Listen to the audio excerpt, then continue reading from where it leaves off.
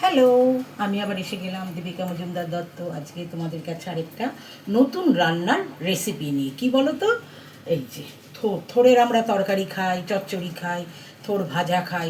দুদিন ধরে এসব খাওয়া হচ্ছে দেখে আর ভালো লাগছে না। হঠাৎ আমার মনে হলো থোড় বাটা করে দেখি তো কেমন লাগে।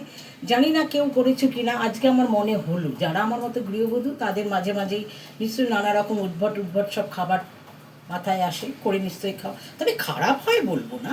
যাই হোক, আমি এটা করছি, থোড় বাটবো। থোড়টাকে যেভাবে গোল গোল করে কেটে হাতে পেঁচিয়ে নেয়, যে সুতোটা বেরোয়, পেঁচিয়ে নিয়ে ফেলে এই যে আলু ভাজার মতো লম্বা লম্বা করে কেটে নিয়েছি। এইটা বাটতে গেলে কি কি লাগবে দেখো, এই যে নারকেল, সামান্য কয়েকটা রসুন কোয়া, কাঁচা লঙ্কা, নুন, চিনি। তবে এটা কাঁচা খাওয়া যাবে না, এটা আমাকে কড়াইয়ে সর্ষে তেল দিয়ে ভাজতে হবে।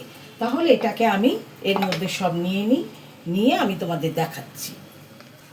এই দেখ, থোড়টা নিয়ে নিচ্ছি, যতটা কেটেছি এই থোড়টা পুরো নিয়ে নিলাম। এইবার এর মধ্যে দেখো, এই যে কাঁচা লঙ্কা, তোমরা শুকনো লঙ্কাও দিতে পারো, আমি কাঁচা লঙ্কাই দিলাম। এই যে নারকেল, যেভাবে আমি নারকেল বের করি তোমাদের তো বলেছি, সেভাবে বের করে নিয়েছি। আর এই যে রসুনের কোয়া দিলাম। এবার আন্দাজ মতো নুন দিয়ে বাটবো, লাগলে পরে আবার নুন দেবো। এই যে আন্দাজ মতো নুনটা দিয়ে দিলাম। আর এই যে চিনি, কারণ বাটা তো একটু ঝাল ঝাল মিষ্টি মিষ্টি হলে বেশি ভালো লাগে। নিয়ে এবার এটাকে আমি সামান্য জল দিয়ে বেটে নিচ্ছি। এই দেখো, সামান্য জল দিচ্ছি, জলটা দিয়ে আমি এটাকে বেটে নেব। এটাতে অল্প জল দিয়ে পেস্ট করে নিচ্ছি। দেখো, প্লেন একদম পেস্ট হয়ে গেল।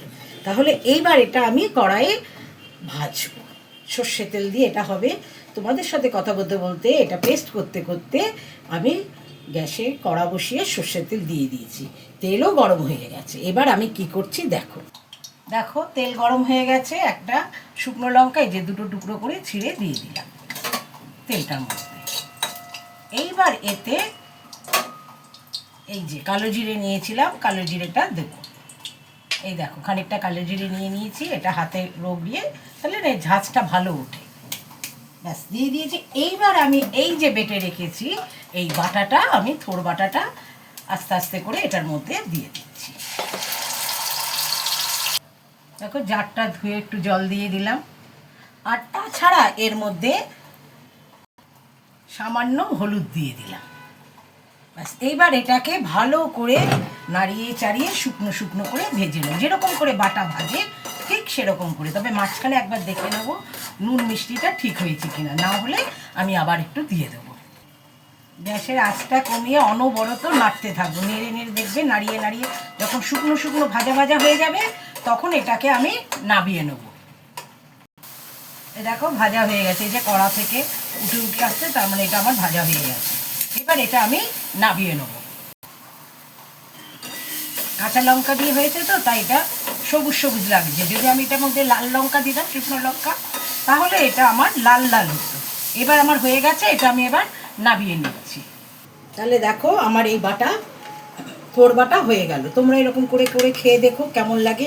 আমি তখন একটু টেস্ট করলাম, বেশ ভালোই লাগছে, খারাপ লাগছে না কিন্তু। গরম ভাতে দারুণ জমে যাবে। তাহলে তোমরা করে খেও, এই রান্নাটা অন্য কারোর সাথে শেয়ার করো, আর আমাকে লাইক কমেন্টস দিতে কিন্তু ভুলো না।